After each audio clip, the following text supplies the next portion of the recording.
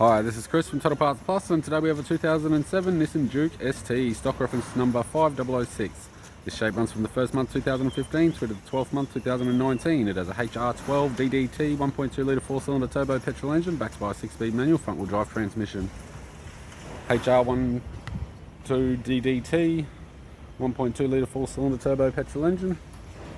We have the right-hand headlight, right-hand fog light, left-hand fog light, left-hand headlight, left guard appears to have no damage, left power door mirror, left front 17-inch factory alloy mag with a good tyre, left front door appears to have no damage, left rear door has one small dent, left rear 17-inch factory alloy mag with a good tyre, left-hand tail light, tidy rear bumper cover, tailgate has light hail damage on the top edge, right-hand tail light, right rear 17-inch factory alloy mag with a good tyre, right rear door appears to have no damage, right front door has two small dents, right guard has two small dents, right power door mirror and a right front 17-inch factory alloy mag with a good tyre.